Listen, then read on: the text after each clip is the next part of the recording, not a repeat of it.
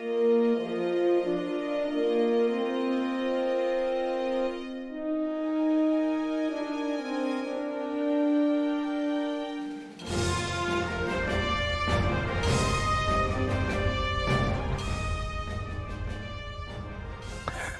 right, I have to say this is the trifecta of Star Trek adventures when it comes to riffing, even though today we're going to be having a really fun session. Before we get into it, I'm Michael Dismuke. I am a freelance writer for Star Trek Adventures RPG, lead writer on Captain's Log, and of course, one of the many skilled bloggers on Continuing Missions, which is the ultimate fan site for Star Trek Adventures. If you have something that you wrote for Star Trek Adventures, send it to us. We love to post it. We love your content. And of course, this show is not a show without the amazing Jim Johnson.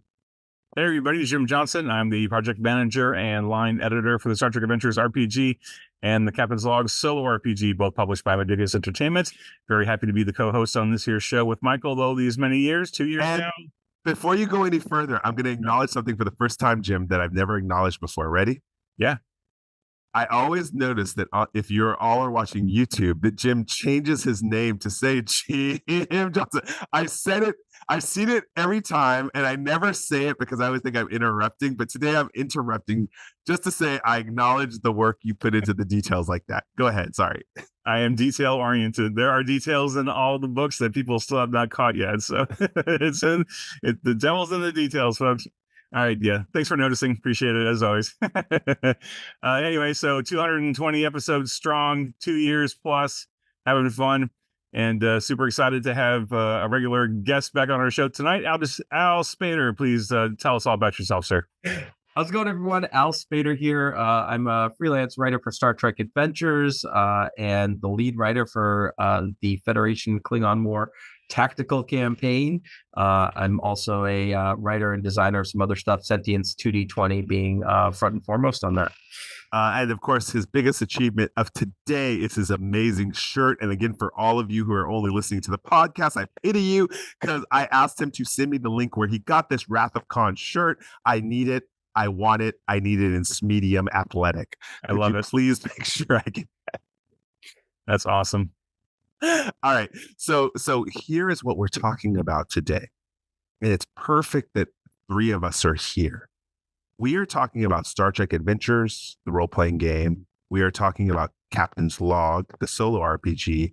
And we are talking about the next evolution of Star Trek Adventures, which is the Federation Klingon tactical war campaign, which Al Spader is the lead writer on.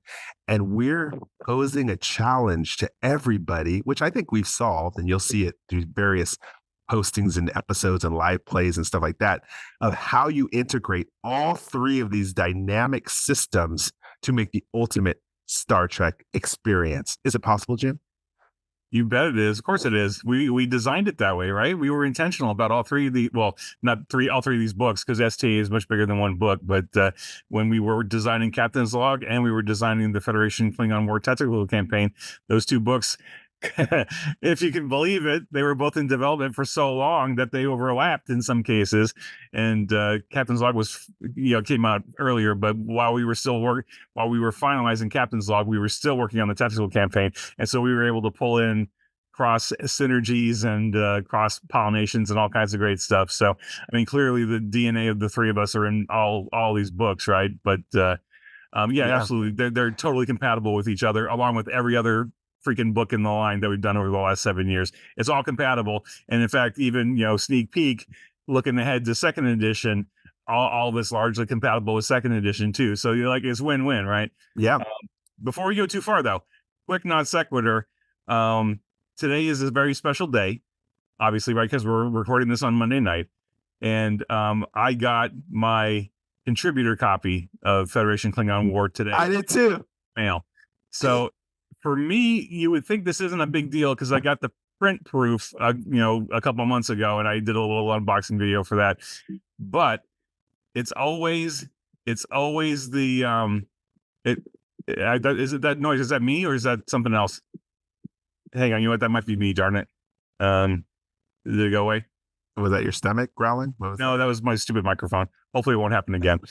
My apologies. Anyway, so it's always when I get the comp copy that I know that a project has come to an end. It has been completely locked down, finished, and over with. So I know that the copies are getting out there into the world. People have pre-ordered it. People who are ordering it now are getting it. It's working its way into distribution, and they'll go into retail here.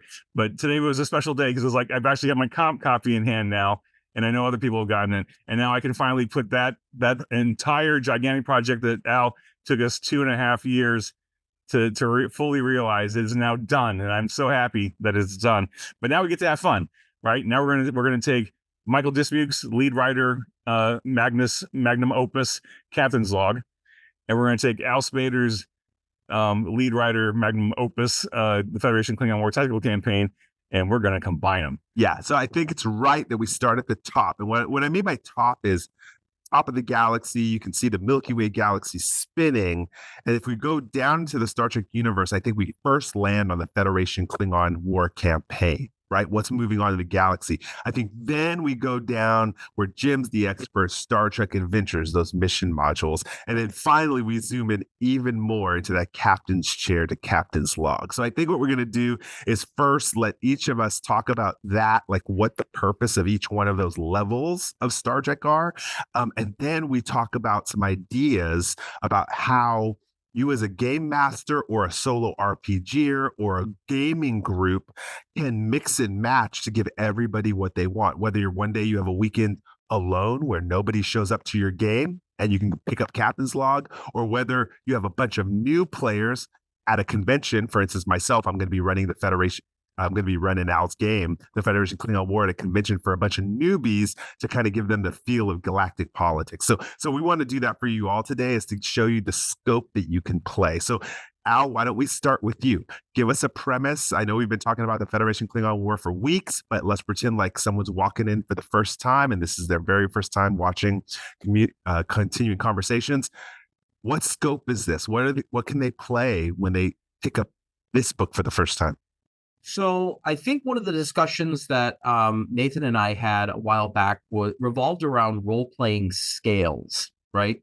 And there's a one-to-one scale between a person and a character. And Star Trek Adventures has always had a larger scale type role play by taking your position on a ship and telling the ship what to do, right? The ship is a slightly larger scale than your one-to-one relationship with your character, right? So what the tactical campaign overlay does is it zooms out to an even larger scale than that, right? It gives you something else to role play.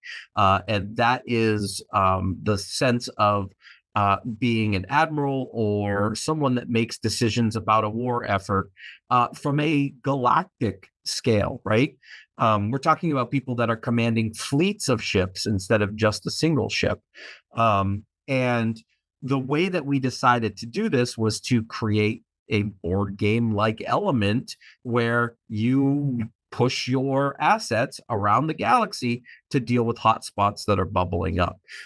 So really, it's just another scale of role playing that you have while you do Star Trek Adventures.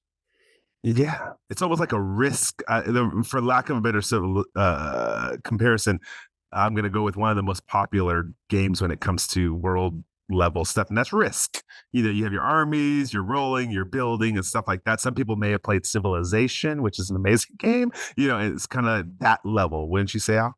Yeah, so the other two comparisons, people that are familiar with the RPG space but not so familiar with the campaign overlay, Blades in the Dark, Band of Blades is a role-playing game that's a Forge of the Dark system that has a strategy phase. You run your missions, you do your jobs, and then you come back and you look at the strategy phase. And then Pathfinder's Kingmaker is very similar as well, in that you do a little adventure in this part of your kingdom, and then you come back and you manage your kingdom and whatnot. So it's this sense of scale that we really haven't done before, especially not in Star Trek Adventures in a Modiphius line. So we were pretty excited to have that opportunity. And Ivan Sorensen, who is great at procedurally generated stuff, put together this skeleton of the campaign overlay, and then I was able to play test it and go through and Star Trekify it. for a couple more comparisons, because I really want to get people to introduce into the game, especially if they play comparative games. Would you say, like for Modifius Dune, which is a little scaled back, you play year by year, season by season? Would you say that that's a pretty good comparison too? Yeah, and I think that a lot of Dune is told from the perspective of a house.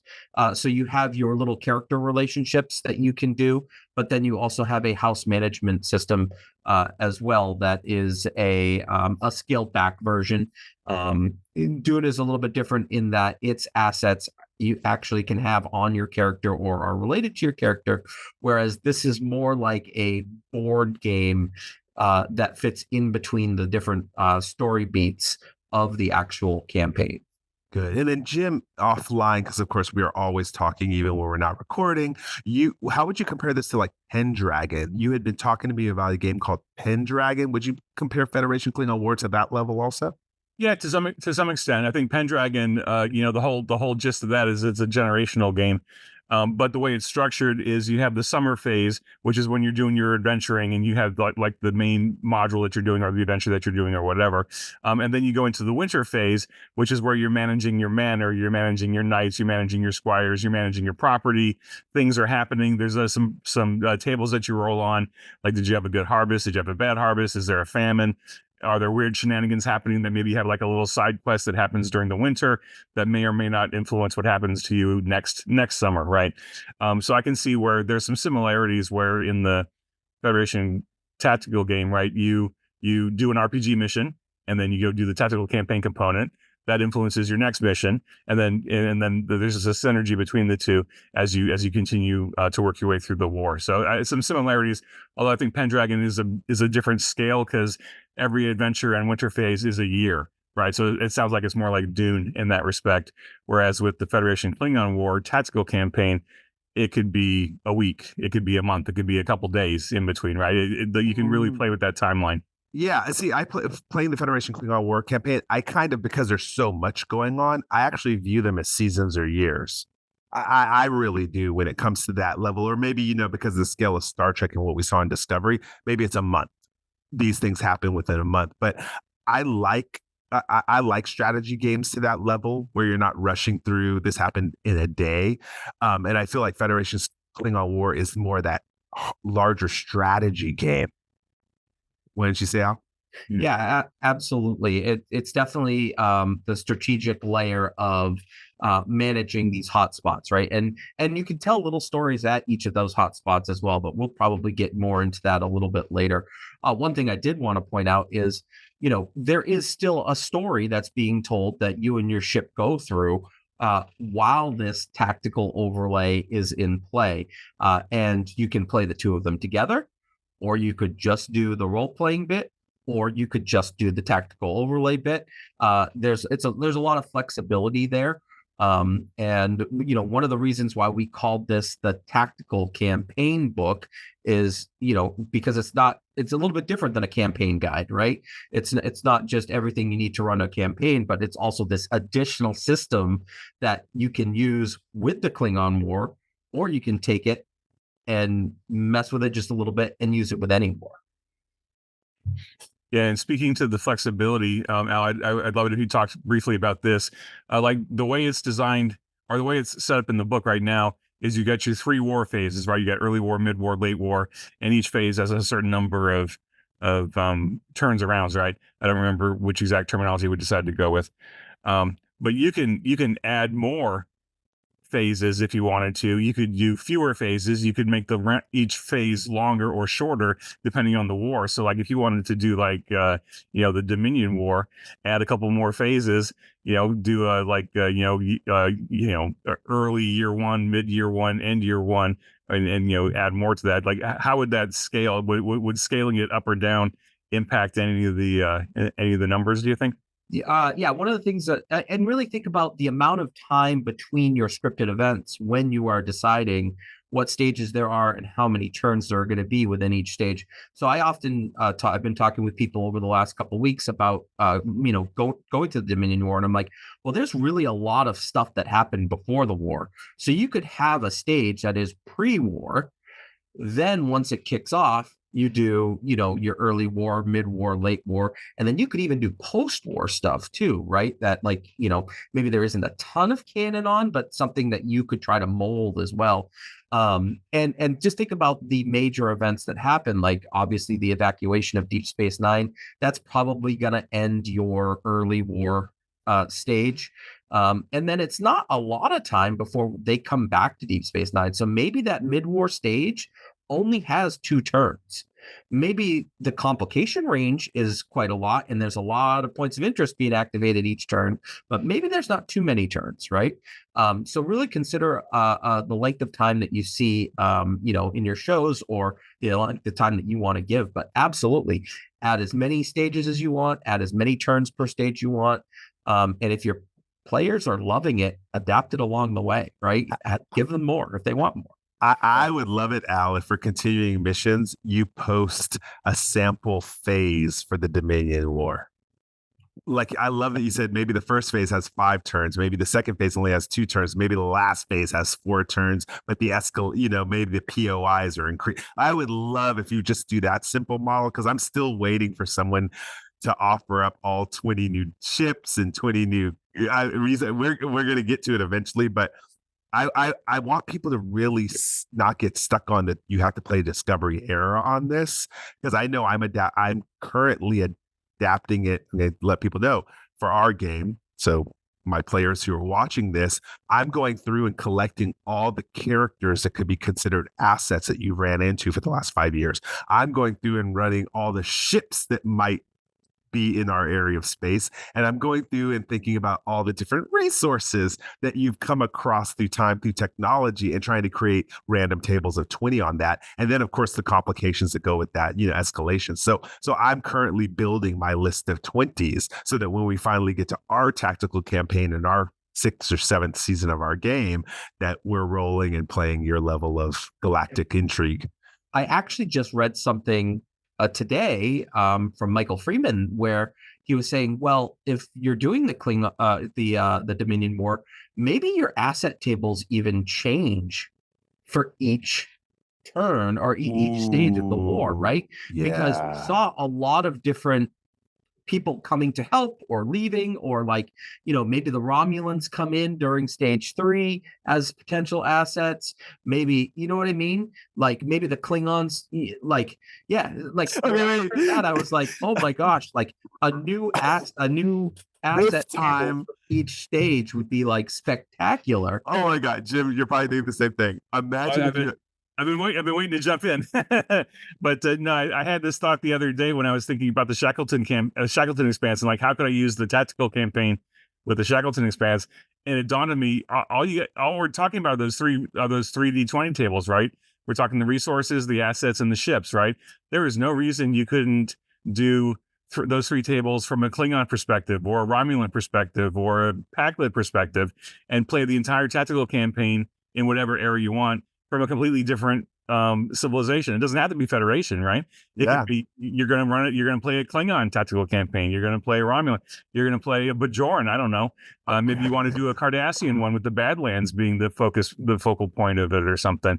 Okay. And then for the Shackleton expanse, you could do the Vinshari, or any of those other species that we introduced in it, and just go crazy with it. That just shows you the flexibility of this thing. I gotta go more then, Jim. Let's go push it. If we're talking about this truly, what if each phase, and mind you, if we're playing a Department of Temporal Investigations phase, what if each campaign, what if each phase is a different time period that would introduce the different tables depending on where you're at? Yep. Oh my goodness, that would be amazing. Jumping through Star Trek's best periods and rolling on that table for it, and running the temporal war.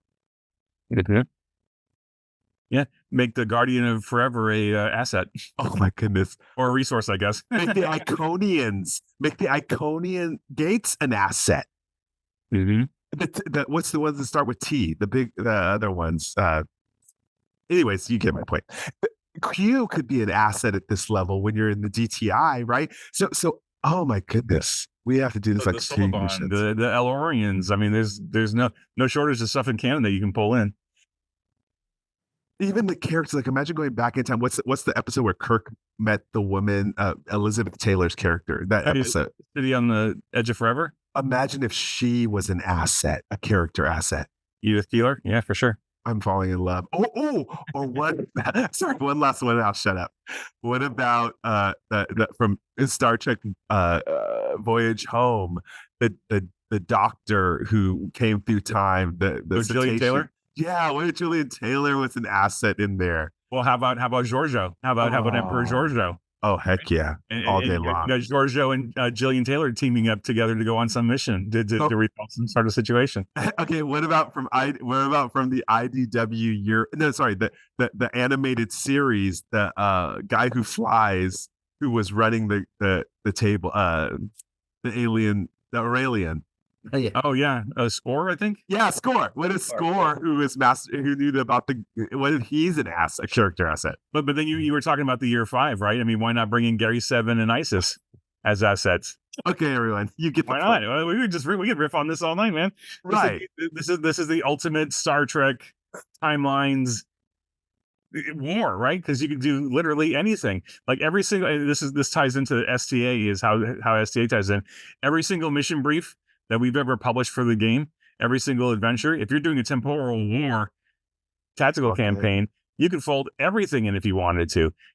Like I know there's some people out there who like to run every single episode, every single adventure we've run, and every mission brief we've run in some sort of sequential order.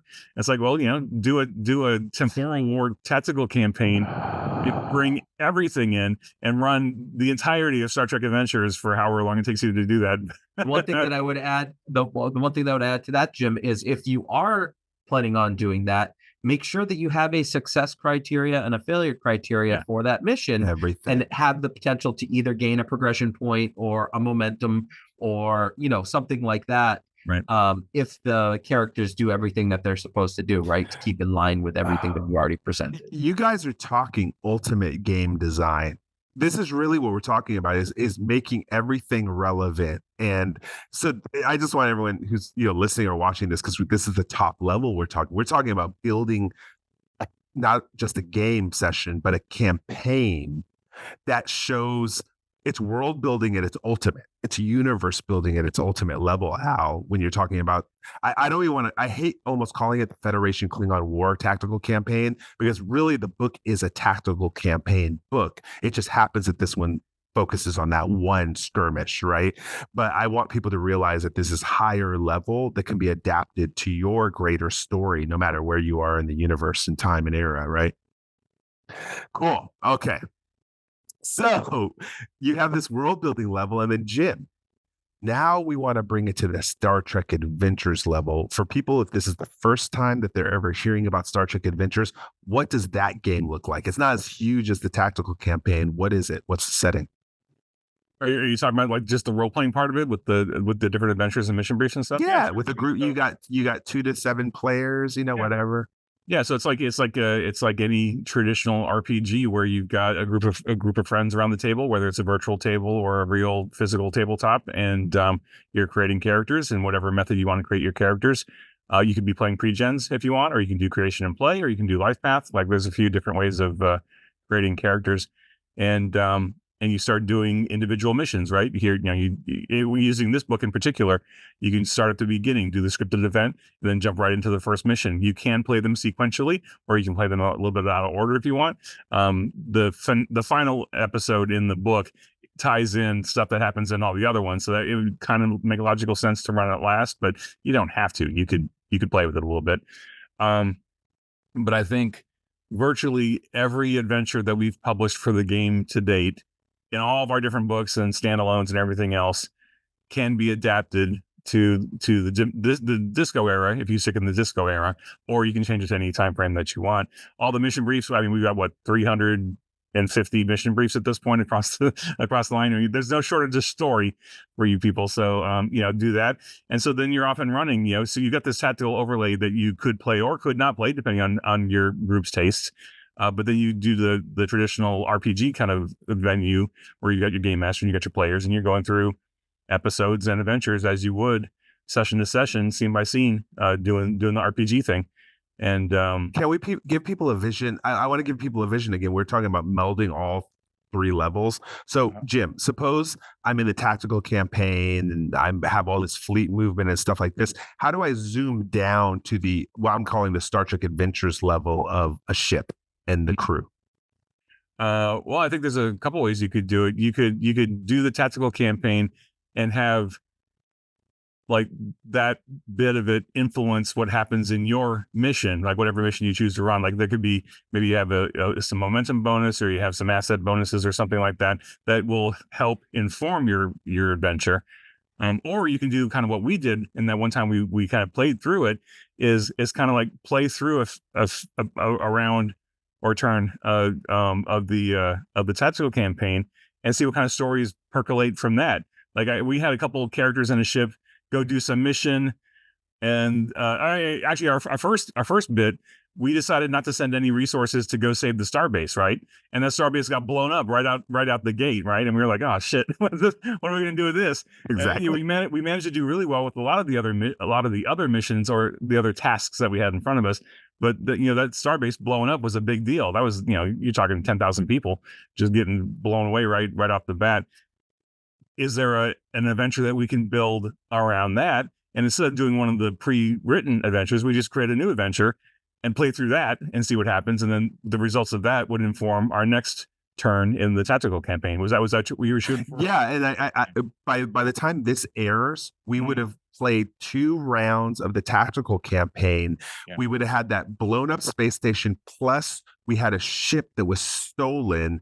And what we decided to do by the time this comes out is take it into solo. So we kind of skip over the Star Trek Adventures group overlay. And if people want to go back and watch it, you could see how we took it straight to solo campaign, collaborative solo play between me and Jim, playing people. But to your point, that's what I wanted you to make a point of, is you take that tactical event, and then from there you choose a mission module to fit in there to highlight a crew's activities. And then if they succeed or fail in that mission, it affects the tactical event, correct? Right. And how about this? How about if that tactical event or whatever happens and things went badly, you have maybe a character on the ship's family member is there, or their friend is there, right? And they start getting the news that way. And this is where we start talking about, character development and potentially even the trauma system. So have those events actually be discussed on your ship as you're role playing. I love it. In fact, if I had to play this or give a comparison to what character we saw experience all 3 levels, I'm going to go to Strange New Worlds in Mabenga, where you have the flashback episode, which is tactical campaign, right? People are moving and certain things happen in that war. And then you have the mission level where the story, the kingdom, where he's the Elysium Kingdom, where his crew are affected kind of about, this little fantasy mission. And then you also go down that personal captain's log level where he's discoursing with his daughter. Like, you see all 3 levels of Star Trek Adventures with Mbenga's story, don't you? Yeah, absolutely. In fact, there's nothing stopping a game master from loading up their D20 tables with NPCs that are tied to the characters, right? Or to planets that are tied to characters. Like if one of your player characters has an important NPC or an important location that's important to them, I'm being redundant, put those in the table. Maybe you end up with a mission that impacts their home world, or maybe their daughter, is on a starbase that's now being attacked by the Klingons or whatever your adversary is. And that's going to influence your tactical campaign on a whole new level, because it's not just sending resources to go solve a mission. Now you've actually got personal stakes wrapped up in it, because the game master was wily enough to actually put those NPCs and locations into the tables, the random tables, and hey, random chance, things happen during war, right? In fact, it'd be a great way also to tie in NPC allies. Like if your captain character is buddy with another captain, put that captain's ship in the ship table.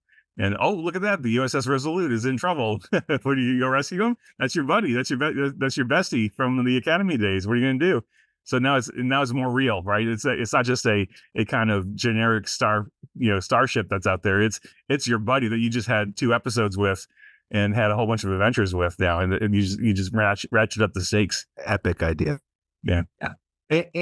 And let's not forget that in the tactical campaign, there are rules for rescue missions, right? Just because you lose a character or you lose a ship on, when you're rolling on the loss table, you can, as a GM, see that and say, all right, maybe not the next mission we do, but the one after that, I'm going to give them an opportunity to find this asset that went missing, being held in some Klingon prison camp, right? And give them a chance to rescue that character.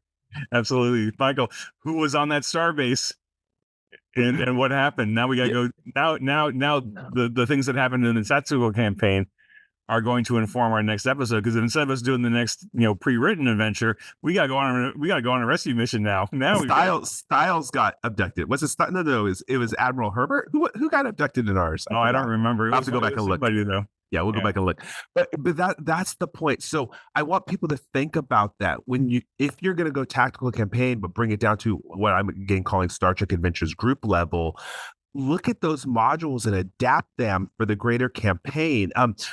I've been playing tactical campaign as a solo campaign, mind you, for the purpose of getting it ready for my players. So I can through randomization say this is what's happening on a galactic scale, and now this is the problem you have to deal with which could affect or detriment the next mission. So those mission modules are just brilliant. Again, I hope one day I get to sit with all of you sitting around an admiral's table, pushing pieces around and ships and stuff like that at the tactical level. And then stop and say, let's go play this mission and see how this turns out on this ship. Right. Would that be the dream? Even go to the next level, Michael, make it like a weekend long retreat where we gather for the tactical level thing. And then we gather for the RPG thing.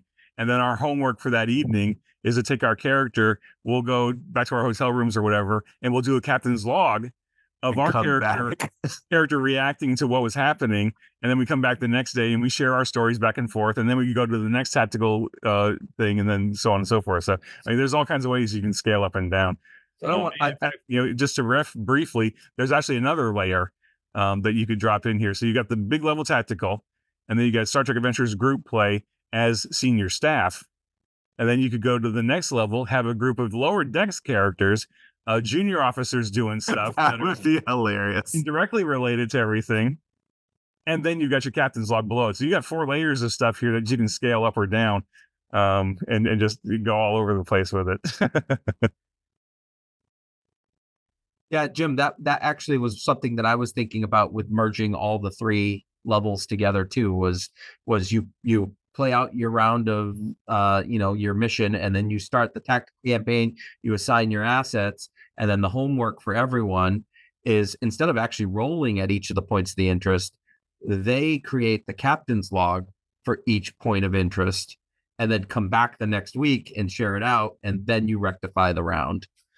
I love that. So let's go. Let's segue to captain's log now, because this is interesting, because Captain's Log can become epic too. It can be universe changing, some of the stories.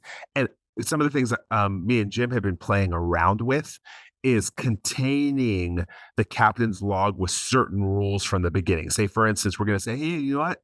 We want this episode to happen completely on a ship. So if we get a dice roll that throws us weird off the ship, no, we're going to re-roll. We're going to remake that dice roll to keep it on the ship. We also say, for instance, for those of you who've watched us play Captain's Log, that this one's going to be drama heavy. No matter what we roll, we're going to try to contain it to family issues. So if all of a sudden, for instance, you get Rogue Comet, you're rolling a family issue, Rogue Comet's like, okay, well, instead, a real bad case of hemorrhoids. We're like really trying to like compact it. So my suggestion is, if you're playing Captain's Log in respect to the tactical campaign, that no matter what your character, it doesn't have to be a captain, whatever your character has to do, you kind of create some rules where, okay, they're not going to go off planet, or they're not going to solve the war at this point. Their mission is constricted to something that will affect the level with, like you say, Al, like a progression point or a campaign point, right? Does that make sense that you would kind of constrain your captain's log to those kind of rules? Yeah, I think you could totally do that. In fact, just listening to you, Michael, I just thought of 2 more tables that we can add to Captain's Log someday, whether it's continuing Woo! mission or maybe some, I don't know, some future product if we ever make it happen. But we should add somehow, some way, a genre table. So like this episode is going to be horror, it's going to be drama, it's going to be psychological thriller, it's going to be romance, just to give you a little something to think about how to flavor it. And then the other one is 20 ideas for a bottle episode. So you like the bottle episode being the self-contained on a ship or on a space station or whatever. You're not going off all over the place. You're saving the money on your production and doing it on the ship on the same set. So you're not going off to the cave of the week or the planet of the week or whatever. Can we talk about that for a second? Because I'm loving this and I need to hear more about this. I threw it out there. So let's talk about maybe let's all go around and do one bottle episode. Okay, I'm gonna go last because I need to get the concept. So Jim, Al, and then I'll go, what does a bottle episode look like? Bottle episode would be something like a holodeck episode, or the episode "Remember Me" with Crusher, where everything happened pretty much on the bridge and engineering, and like you didn't go to a planet, you didn't go to a different set. It was just like self-contained, low budget effects kind of thing. Everything happened like it's throw characters into a room and see what happens for the most part. Yeah, and additionally, like it is a cost cutting thing for most shows, but like there's not a lot of wild camera tricks or anything like that, right? It is. I think a lot of episodes of Deep Space Nine are bottle episodes that just happen on the station, right? Yeah, and how Deep Space Nine came up with so many cool stories in the first season and a half, 2 seasons before really opening it up is amazing because they're really almost always on the station. Okay, got it. Okay, so I think about Voyager, Star Trek Voyager, Body and Soul, where Seven ended up being, she had to protect the doctor by putting it into her program. And so she was controlled by the doctor. And it was all happened pretty much on the runabout. And they were eating cake most of the episode. That's what I remember about it. But one of my favorite episodes, they both acted. That's where you saw Jerry Ryan as the actor, right? Okay, so that would be one episode that maybe has some sort of effect on the greater campaign. So that's a bottle episode. So basically you're saying it's like one stage play, one stage, one setting. Basically, yeah. Right, and they don't have to build anything new for the scenes, right? They're using the stages that are already built, set up on the grounds. They're not going anywhere special. They're not going on location. It is just, this is my challenge. I'm putting a challenge out there to the Continuing Conversations universe. I want people to send into Continuing Missions episodes you've played in one scene. Like one location, I should say. Multiple scenes, but maybe one location. I think if you want an episode like that, a module to pick up, which is the model of that, is Michael Duxbury's Ghost Rider. One of my favorites and most epic games I ever played is definitely what you would consider a bottle episode then. I think in that case. Yeah, I would agree. It was all contained right in that house when I ran it with my players as well. So, we had a couple of other people arriving, but for the most part, it was all right there in that house. And we filled 2.5 hours of playtime very quickly with just discussion. Jim, I want to let you know, I'm going to pitch you. I aspire to write some modules that are bottle episodes in the future. And that's going to be my personal challenge. I will be pitching you some bottle episodes for people, because if I can achieve that, I think I'm a good writer at that point. Oh, yeah. Okay. I don't think you have to worry about that, but sure, whatever. Like you're both fine writers. You don't have anything to worry about in that respect. Yeah, but what a challenge. I'm sorry, I'm going to digress. I'm going to give a non-Star Trek bottle episode of what I think is writing at its ultimate craftsmanship when it comes to movies, 12 Angry Men. The entire thing happens in the jury room, and this is a 1960s movie. And if you haven't seen it, I don't see how you could ever learn how to write a bottle episode.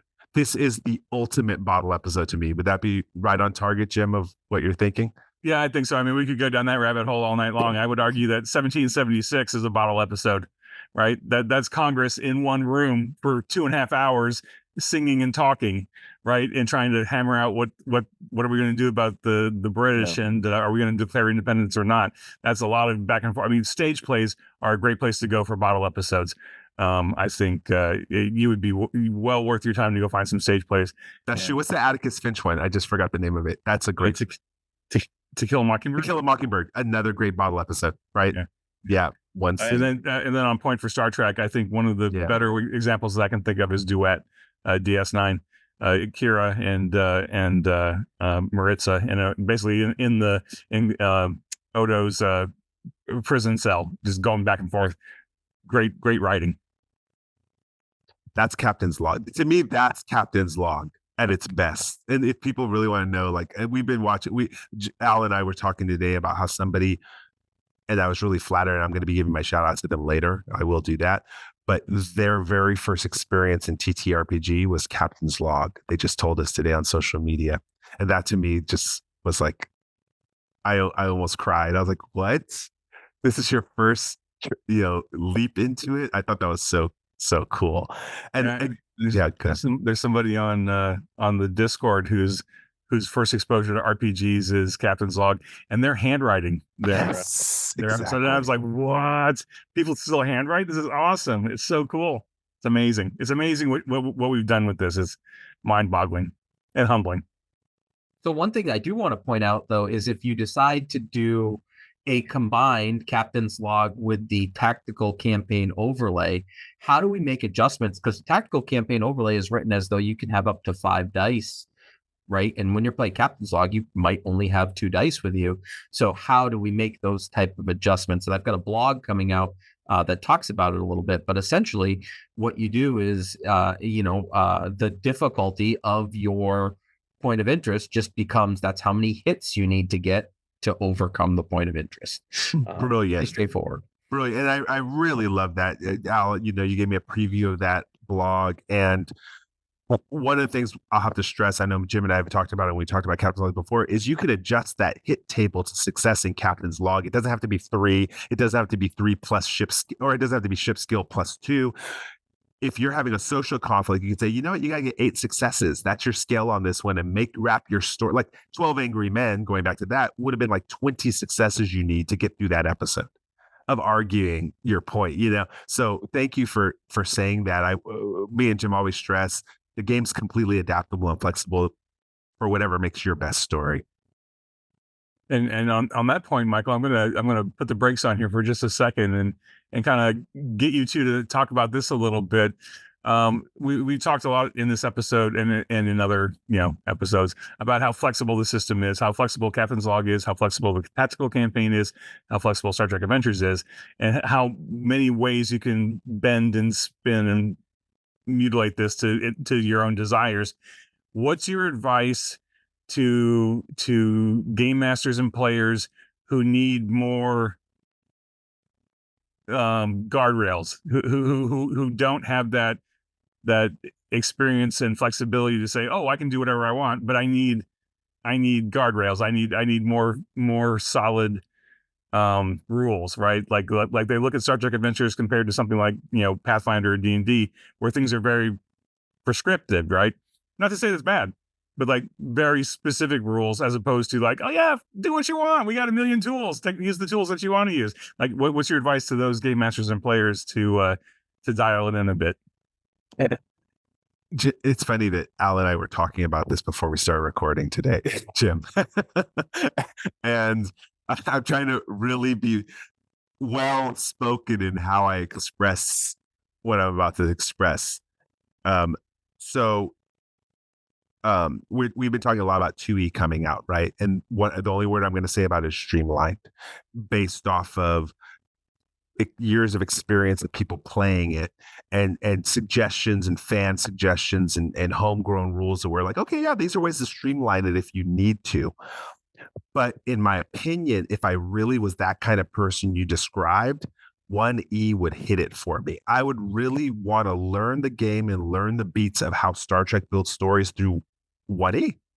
And you got a little bit more detail with which I'm not going to go into detail with, but 1E was solid for that, capturing the feel of Star Trek scenes. Everything else from the Federation Klingon War tactical campaign to Captain's Log to 2E, I'll say streamlined of that matches the thinking of many of our modern players. But if I really was a nervous GM and I wanted to, I hate to use quotations, get it right, 1E is a solid system. It's a great system. It was well thought out, my opinion. I would say that the easiest way would be to interact online and ask, because this community that we have inevitably will have an answer within minutes of you posting something online on suggestions on how to do it or how to try. I would always say use what's provided for you first. Make sure that you have that down to a science before you start tweaking it, right? So there's a lot of people that are saying that they've been trying the tactical overlay themselves single player, so that they have an understanding of it before they present it to their players, right? And I would say the same thing here. Like if you don't understand the flexibility of the system, or you need better help seeing it, try it as it's written. Like word for word, exactly how we did it. Because you know what? We've spent time playtesting this. We've spent time designing this. It's meant for you to follow step by step. Once you feel confident in that step-by-step process, that's when you can start playing around. Yeah. And that's where you can start seeing all those 20-odd, 30-odd books that we did for Star Trek Adventures First Edition, plus all those modules. You'll start seeing new and interesting ways that you can start folding them in and combining them with Captain's Log and the tactical campaign and everything else. So yeah, I think we've talked about it before, Jim, too. Is like when you play a module, if you're a new GM, don't try to master all the rules at once. Focus on one or two things, right? Yeah, absolutely. Start simple, and then just add to taste. I've long argued that just using the basics, this 2d20 to resolve a task, just that. Start with that. Once your players are comfortable with that, add in momentum, add in threat, add in the ability for them to buy more dice, add in the assist mechanics, go from start and then build an extended tasks, so on and so forth, and just build from there. I think that progression, that flow, is something that is something I couldn't have discovered until I had years of experience with the system. Right? I think right out the gate, it was a little hard to pull all that together from the get-go, but it's taken me some time working with you guys too, just learning, oh look, there's a progression here. Right? And you can go bigger and bigger and bigger, or more and more and more, or you can just find how many mechanics do you need for your group to be happy and to be successfully running Star Trek Adventures, and then stop. Right? Maybe test it once in a while and add more, or don't. And that's the same thing with the tactical campaign. Start with like Al was saying, as written, and then start playing with it. Maybe you want to do one thing one way, you want to do something a little different, and you can just, it's super flexible, and you're not going to. Yeah, by the time this episode airs, I'm going to check it real quick because I want to make sure I'm right about it. This episode that we're talking about right now, which is combining CL with Captain's Log with Star Trek Adventures and Klingon War, is going to air on May 10th. I'm going to be at the D8 Summit in Chicago, outside of Chicago. And one of the things I'm doing there at the end of April, which is going to be an interesting test, is I'm playing the Klingon Federation War campaign. So picture me at a table. I've allowed 4 players to join me as admirals. I hope they dress up. If you signed up for my game, I've seen some of you already have. Dress up as an admiral. I'll buy you cookies or something. No, whatever you want. Whatever refreshment you want at the bar. If you dress up as an admiral, I got you. So I picture us, Jim, because I get 4-hour slots for these games, right? So I'm going to have everyone sitting around the table. They got their admirals. We go ahead and run 1 or 2 rounds just to get them hints about all the points of interest. That's going to be like the first 2 hours. I want the last 2 hours say, okay, in order for us to get to the next phase, which we're not actually going to have time to finish, we got to go play this mission brief. And I'm going to hand them all their players and be like, in order for us to win this war, you've got to now succeed at this mission. This is Kirk level undiscovered country crap, right? So I'm only going to play 1 or 2 acts because it's only 2 hours, but I'm going to take it next to group level. And I'm really curious to see how this pans out in a convention. Because Al, correct me if I'm wrong, this might be one of the first times we're doing convention play with Federation Klingon War Campaign, right? In April. It should be the first one, actually. Yeah. Yeah. So and I'll be taping as much as I can. You know, I want to make an episode of it. But Jim, I'm kind of curious to see how we get that. I'm hoping that from that, the players get the feeling like, wow, we were here, and then we felt the pain of a single soldier. Oh, I can't. I hope you find a way to record as much of it as you can, because I can't wait to see it. Yeah. And then, you know, maybe encourage them, if you don't have someone to play with going home, pick up a copy of Captain's Log, and you can continue your character's adventures on your own under this universe that we created on that day, right? So show them the different levels that way. Al was unmuted, so I figured he wanted to talk. Oh. So the one thing that I do want to just throw in here, because I know that we're probably getting towards the wind down time, is these 2 books have some pretty revolutionary systems in them. And while we designed them specifically to be Trekkie, they can absolutely be picked up and moved and used for other games as well. You just change the tables, and these are very versatile systems in such a way that if you wanted to apply a war to a Marvel Comics game, you could use the structure of the tactical campaign to do that. You know, if you want to tell a first-person story of Peter Parker, you could use the basic structure of Captain's Log to do that. So I think that these 2 books as role-playing tools and aids is something that shouldn't be overlooked.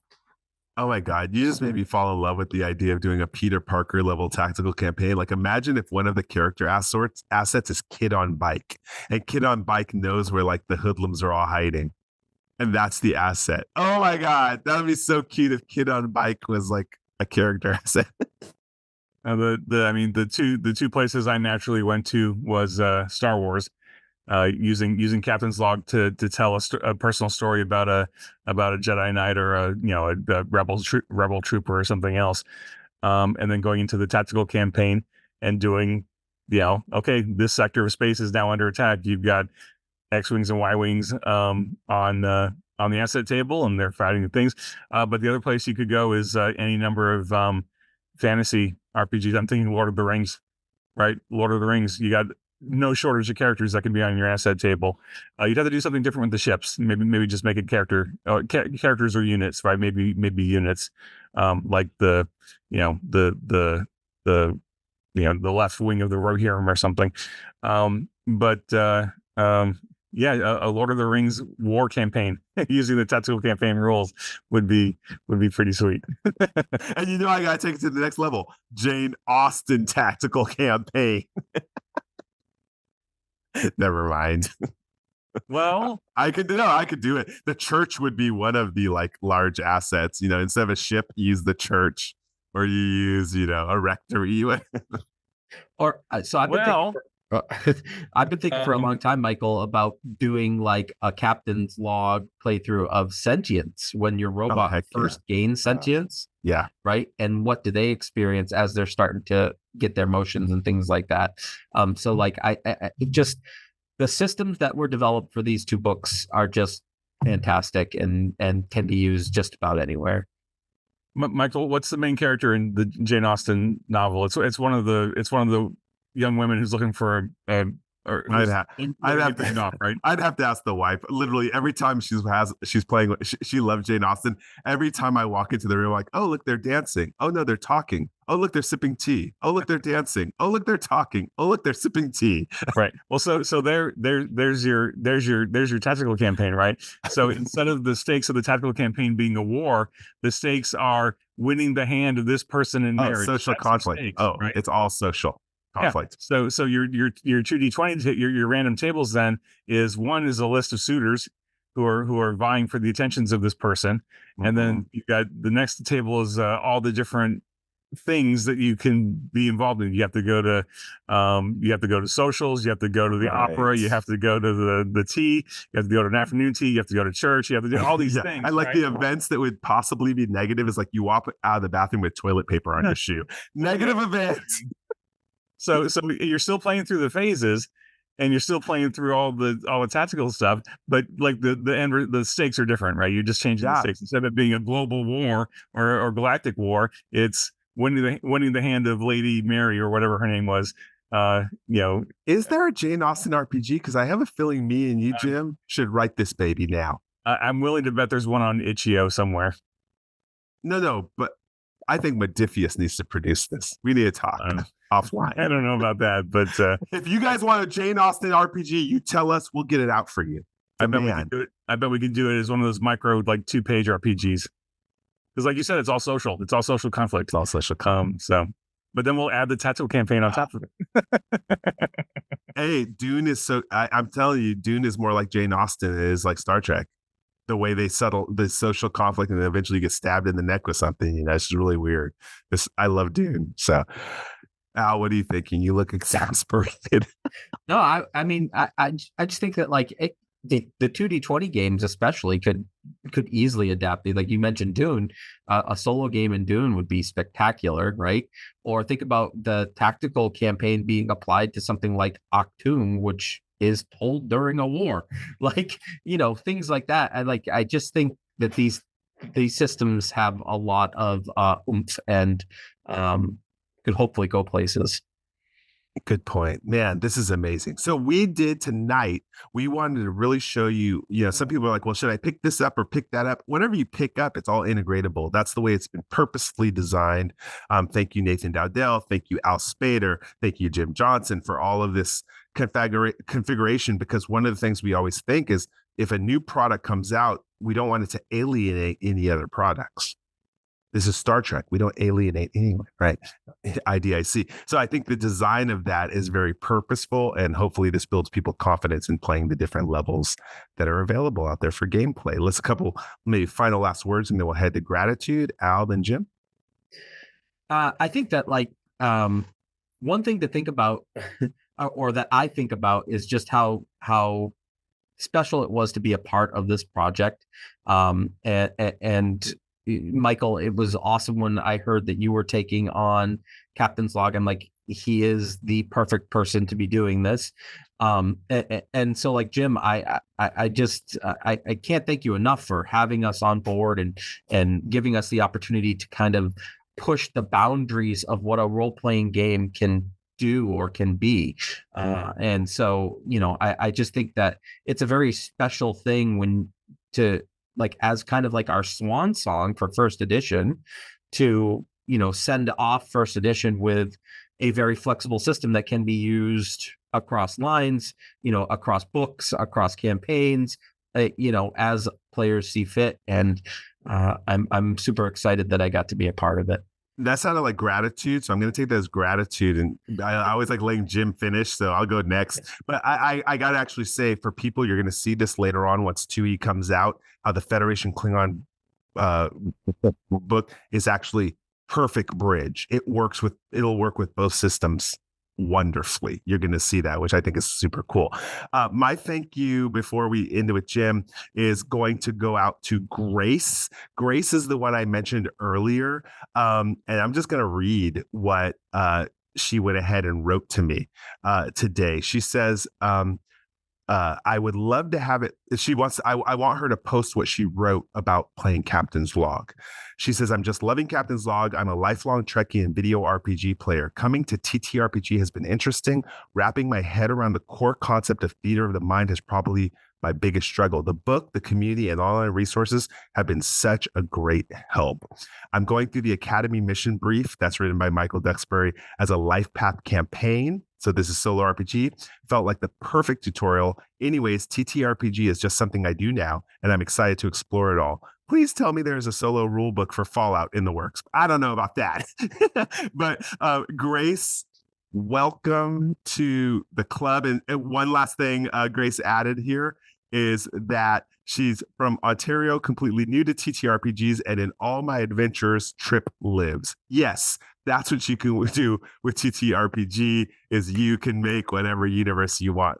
Grace, we love you. Keep it coming.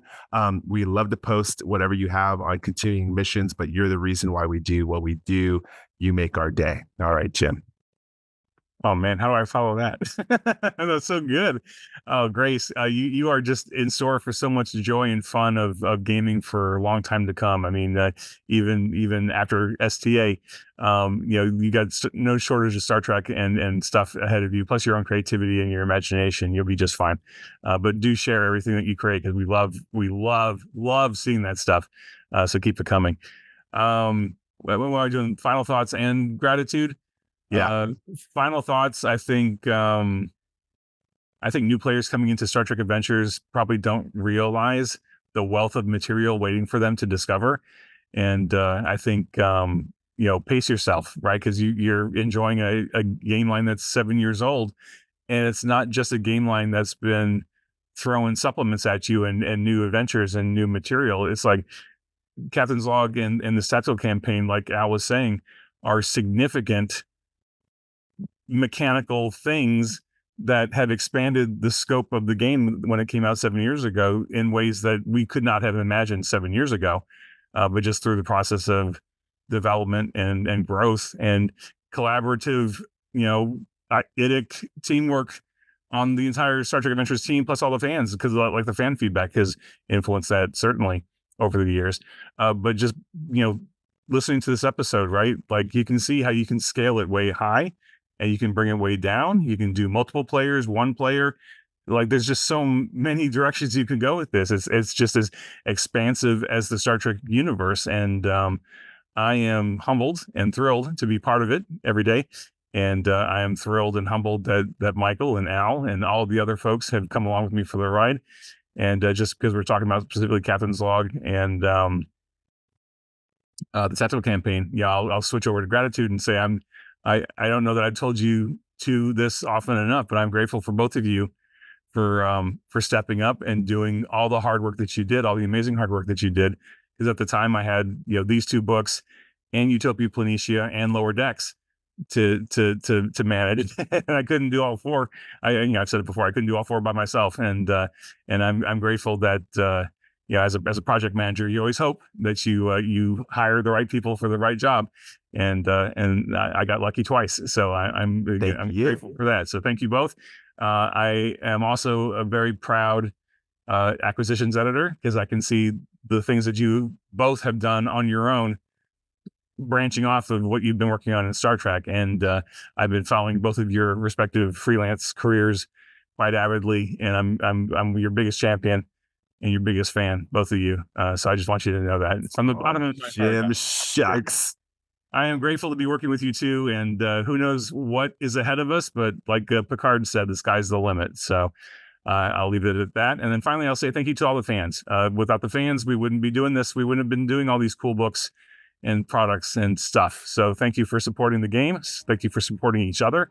Thank you for supporting Star Trek. Star Trek is an amazing franchise, and I'm so grateful to be responsible for just one little teeny tiny piece that we're clearly just, based on that story of Grace, we're somehow touching lives and making little bits of it a little bit better. So in this day and age, that's really important. So grateful for that. So thanks everybody. Really, really love you all. Really appreciate you all. All right. The conversation continues. It gets better every week. IDIC. Live long and prosper. Be safe, be well. We'll talk to you all real soon.